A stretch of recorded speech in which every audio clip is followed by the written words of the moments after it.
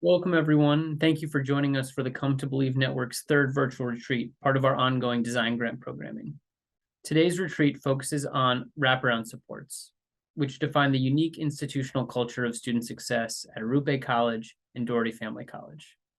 Our first session today is a conversation with author Paul Tough. Paul is a distinguished author and journalist whose most recent work, The Inequality Machine, takes a look at the higher education system within the United States and includes his reflections on Arrupe College. Prior to The Inequality Machine, Paul's works include Helping Children Succeed, How Children Succeed, and Whatever It Takes. Today, he's joined in conversation by CTB's president and CEO, Steve Katsouris, and we're thrilled to have him. And with that, I'll turn it over to Steve. Hello, everyone. And I am delighted to be having this conversation with our friend Paul. Tell us a little bit, Sam just listed some of the works that have influenced us in our work at Arrupe College and Come to Believe, but what's your thematic trajectory as a writer? What topics have you focused on over the course of your career? And how did you end up writing about higher education?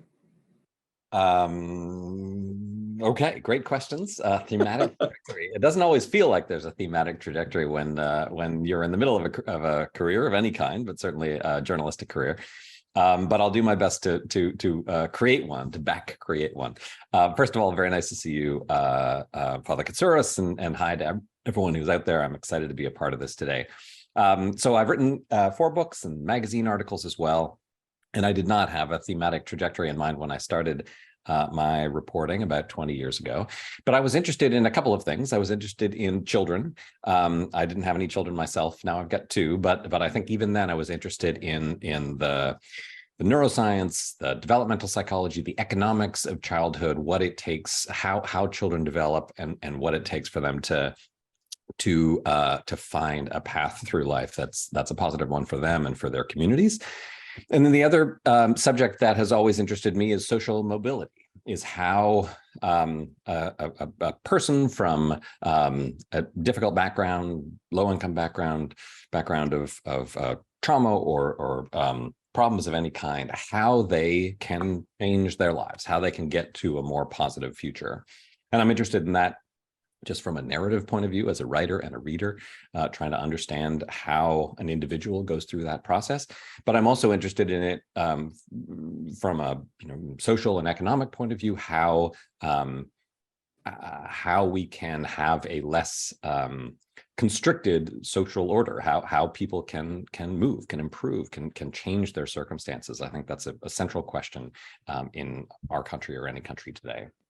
So I've been looking at that through a variety of different lenses. My first book was about a man named Geoffrey Canada and his project, the Harlem Children's Zone. And I read about him about 20 years ago and was fascinated by this idea that he was taking this one neighborhood in Harlem and saturating it with all kinds of services, both social services and educational services, schools and school supports, all focused on having a whole community of children succeed.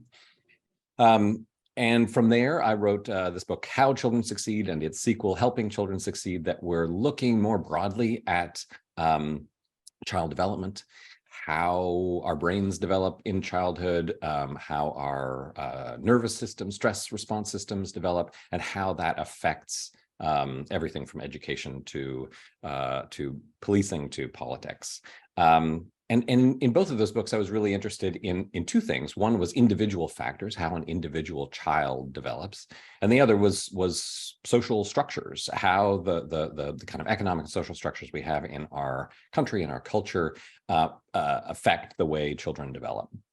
So all that led me to college. My 4th book, The Inequality Machine, is about higher education and social mobility. And in that case, I really wasn't sure starting off whether I was going to be focused more on individual factors, what it was that helped one student succeed or fail in college, or whether I was going to be looking more at structures. But the more that I looked at what was happening in higher education, the more I became convinced that it was the structures that really mattered, because that was really where the problem was. There were things that students could do to improve their outcomes, but the structure that they were embedded in was so unfair, lopsided, and often creating conditions for failure for so many students, that seemed like it was the story. And so that's what led me to higher education, and that's what led me to write the book that I wrote. Okay, all right. So thank you for the thematic journey. That worked well. Let me ask you, during your research for the Inequality Machine, you visited Arrupe College in Chicago at Loyola University, I think 3 times, if I remember correctly. I remember vividly you calling me in my office and asking if you can visit. I thought you were a crank call. I can believe that was really Paul Tuff who was calling. So when you arrived at Arrupe, first impressions of Arrupe students, of the faculty there, and staff members there? Well, you and I had a lot of conversations. So many of my first observations were just sort of hearing your story and trying to understand what had led you to with your colleagues to start Arrupe. But in attending classes and walking through the halls, I think I was struck by a couple of things. I mean, one was, that these were students who I recognized from my work reporting in Chicago, both at Chicago institutes of higher education. So I reported at University of Chicago, I reported at Chicago community colleges. But before that, for How Children Succeed, I'd spent a lot of time in Chicago high schools, including some pretty low income high schools, and looking at what it took for students to graduate from high school and to go on to college. And so I was aware of a lot of the obstacles that a lot of those students faced and the low success rates that a lot of them had in getting to a 4-year degree. And so I was really struck that the students that I was seeing at Arrupe were, demographically anyway, very much like the students I was seeing in Chicago high schools. They were great students, fascinating to talk to, but they were not sort of demographically creamed. They were not the students who were for one reason or another, the top students, the ones who were beating the odds at their high schools. They were the ones who were facing the odds every day, and that was fascinating to me because I knew how many obstacles those students faced in getting through a post-secondary career. The second thing that struck me was how rigorous the academics were.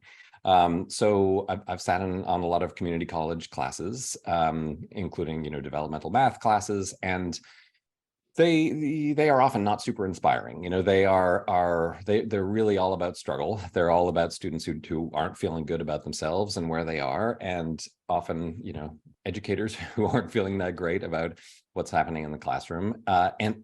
There's just sort of like, let's just get through this class, And what was happening in, the philosophy classes and the ethics classes, as well as the math and the English classes that I attended, was some really high level discussions and debates, a lot of personal stories relating, as I was trying to do in my writing, relating structural factors in the economy and in the culture with the experiences that they were having as young people in Chicago.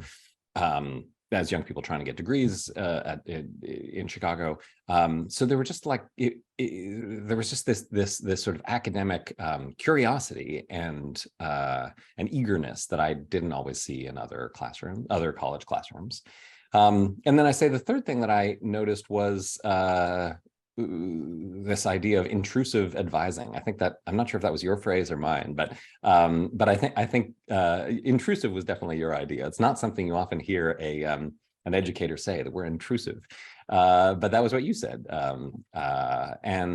it made a lot of sense to me that this idea that it wasn't just this sort of sink or swim mentality where okay, this is college, we're going to offer some student supports, we're going to offer the classes. If you show up, you want to learn, great. Otherwise, go your own way. I think what you knew and what you convinced me of was that approach was not working for a lot of the students who come to Arrupe. And then instead, they needed a stronger helping hand and a more insistent helping hand. Obviously, there are limits to your intrusion. Students in the end of the day have to make their own decisions. But I think you were just very aware that they needed more help and more support and more that support had to be initiated on your side rather than on theirs more often. And so that was amazing to see. Okay, so you've alluded to this already, but at the risk of sounding sort of self-promotional, I have to share this quote from your book, From the Inequality Machine. You wrote, it's Arrupe, I think Arrupe may be doing a more impressive job of keeping its students enrolled and on track for success than any other institution I visited. So what about Arrupe led you to this, great compliment for my colleagues and our work, but to this conclusion? I mean, it was really just looking at the numbers. I mean, so being in, as I said, being in the classrooms, being in the hallways, speaking with you and other educators there, I was impressed in lots of different ways, impressed with the stories that I heard from students. But the overall numbers, I think, were what made me say that. Like on the surface, looked at one way, Arrupe's numbers were not as impressive as those at some other places. I think when I was there, your graduation rate was, in the low 50s. And, I'd been spending time at Princeton, where the 6-year graduation rate for 4-year students is like 97% or something like that, right? What was really striking, though, was that because I knew the statistics about low-income Chicago public school graduates, I knew that 51 or 52% represented a tremendous value added. That the success rates for low-income students who are not at the top of their class in higher education in a place like Chicago is just exceptionally low. And so I know you're not satisfied with 51%, and I know a lot of students aren't either. But that just means there are hundreds of students, I'm sure by this point, thousands, who at any other institution would not be graduating, would not be on a path for academic success or most likely economic financial success, whose lives were really being changed by the experience that they were having in Arrupe. And so that was more than anything, it was those numbers. It was and seeing the students and seeing the faces, seeing their lives, understanding their stories, understanding what was changing in their lives as a result of Arrupe. That's what led me to that conclusion.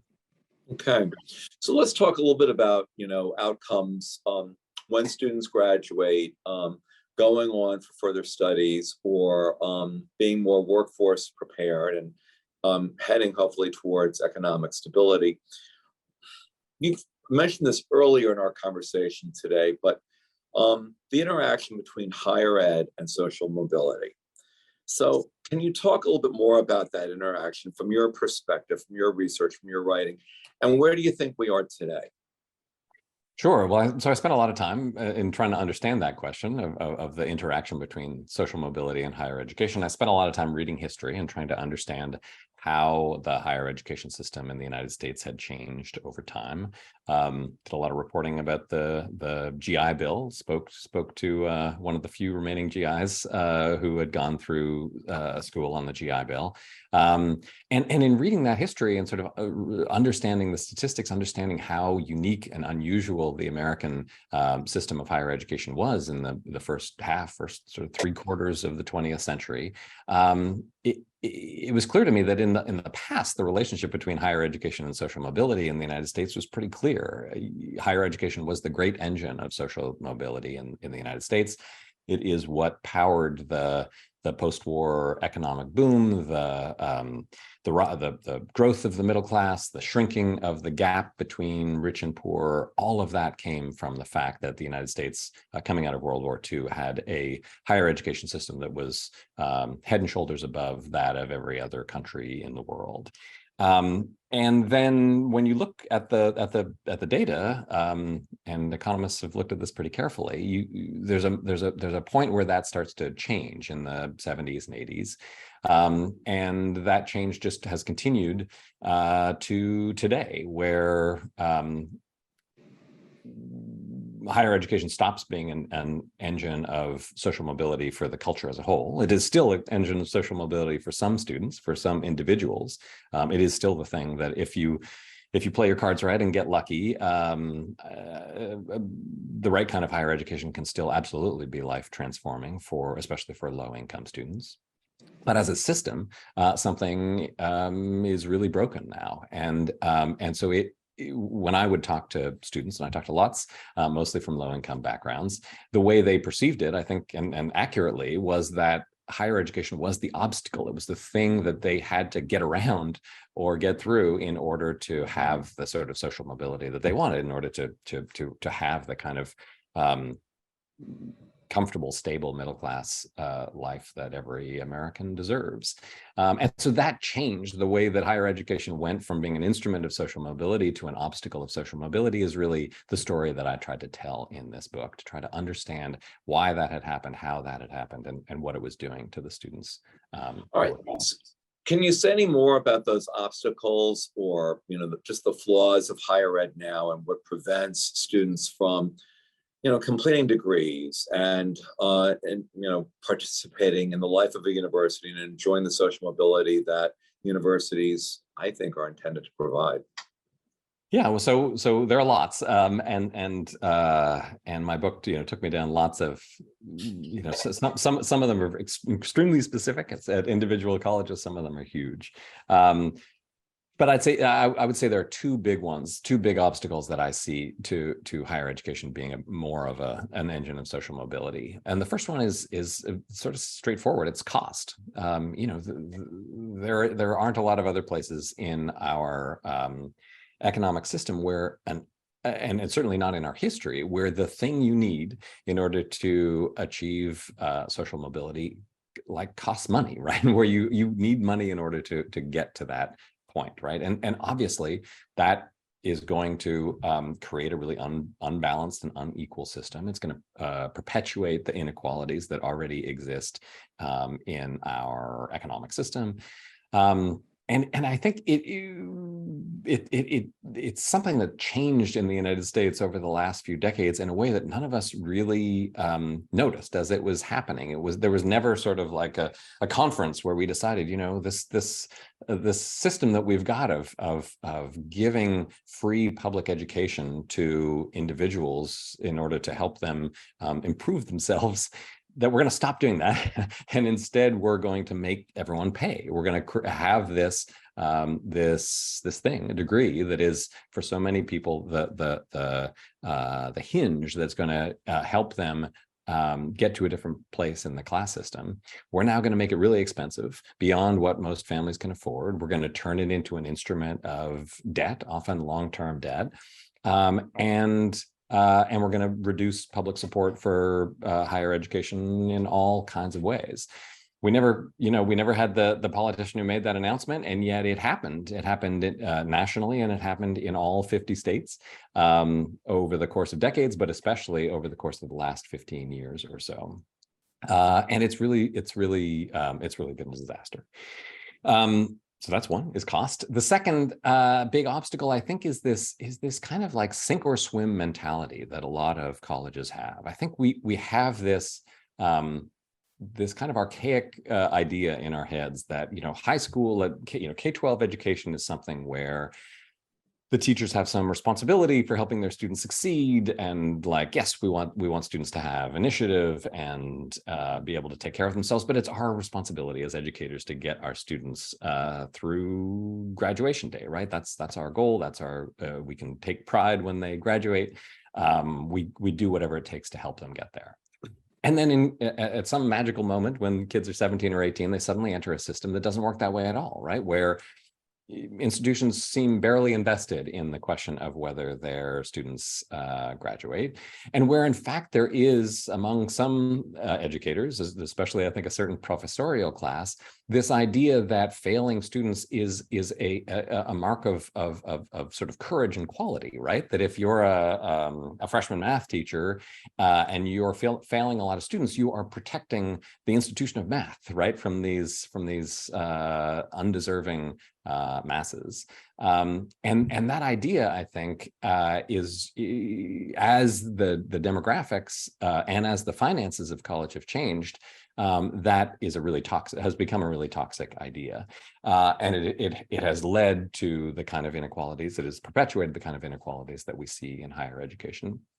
And one of the things that I take from Arrupe and other institutions that I wrote about is how solvable that problem is. Again, it's not a sort of a magic key. It's not a silver bullet, but doing the more sort of intrusive advising approach that you're describing, using some of the techniques that I wrote about as well at places like the University of Texas, simply caring whether your students graduate and how they do, and putting in place some basic systems and structures to help them succeed. That change of mindset on the part of educators makes a huge difference in terms of how that experience works for students. And much more broadly, I think it removes that huge obstacle from higher education being the kind of instrument of social mobility that it used to be. Well, I'm so glad you raised the sink or swim mentality. You know, the theme of this virtual retreat that you're getting off to such a great start is about the wraparound support services at Arrupe College, which we believe really gets the student across the finish line. So as you know, you and I are speaking, but we're speaking in front of this audience of educators from universities around the country that are very interested in the model. They know they've visited Arrupe College last month, and they're thinking about replicating it on their campuses. So they're deeply committed to the things that you and I are committed to: structural improvement, access, affordability, retention, completion. So what advice do you have for these university leaders based on your experiences of higher education? Well, I mean, first of all, I just want to say that it's an honor to get to speak to that group. I'm sorry I can't be with you and see you in person, but you all are the people I think who are doing some of the most important work in higher education, and I'm thrilled that you're interested in the Arrupe model and thrilled to be a part of this conversation. And so, in terms of actual specific advice, you have a lot of people here today who are going to give you much better and more coherent advice than I can give. The one piece of maybe encouragement that I would give is that from having spent years reporting on higher education, I know how difficult higher education administration is, especially right now. The system is hard on students, but it is hard on educators and administrators as well. The fact that it is so dominated by finances now, I think, is hard on everybody in the system, and I think it leads to a situation for, I talk mostly to admissions people in my reporting, but I also talk to, provosts and math professors and lots of people in different parts of the system. And I think there's this sense that like the main goal is to survive, right? That there are so many pressures on colleges these days, and colleges and universities, that mostly we're just trying to like get through the day and get through the year. And so I think what is important about the work that you all are doing in considering this model is that this is really like what higher education is for, right? And looking back at the GI Bill and at the history in the 20th century of higher education, that was sort of a national assumption at a certain point, right? That the point of higher education is social mobility, that we're here to help the kind of students who otherwise would not have opportunities to succeed in our economy, and we want to give them the tools they need to succeed. That is kind of what college was for decades and decades. And how to do that has really changed, and higher education has not changed with it, right? It is still working great for certain students who probably would be okay without a lot of higher education, but they're getting lots more often from very elite institutions, and they are very prepared for success in today's economy. And then our system is creating lots of other students and graduates who are not at all well prepared, right? And those are the kids that we need to help, that are not only our higher education system needs to help, that our culture needs to help, that our economy needs to help. The fact that there are so few positive pathways for them, for low-income students who aren't necessarily at the top of their class, who don't necessarily love going to school every day. The fact that we don't have, for those millions and millions of kids, a system to help them become, sort of fully functioning members of society and the economy, is a disaster. And it's been going on for decades. It's created a lot of the political strains, a lot of the cultural strains that I think are making life in the United States stressful right now. And as well as those sort of political and economic factors, it's just morally wrong that we are not helping everyone the way that we used to, that we're not creating a pathway where if you are a student who just wants to sort of do the right thing and be able to be a part of the American middle class, that we don't have an answer for them, we don't have a pathway for them. That's just wrong, and it has had really deleterious effects, I think, on all sorts of things. So the fact that you are trying to change that, I think, is huge, is really important for the institutions you work for, but also for the country as a whole.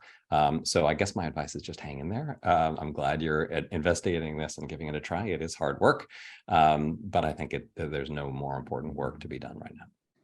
Paul, thanks very much. Reading How Children Succeed back in maybe the winter of 2013, 2014, before I even knew I was going to Arrupe. And then you had a Sunday Magazine, New York Times Magazine article, Who Gets to Go to College? And by then I had my assignment from the Jesuits that I was going to Arrupe. Those were so influential. So I thank you for your contributions to this discussion of higher education, and really your influence on how Arrupe College was shaped. Thanks for being with us today. Well, thank you so much, and thanks to everyone for being a part of this.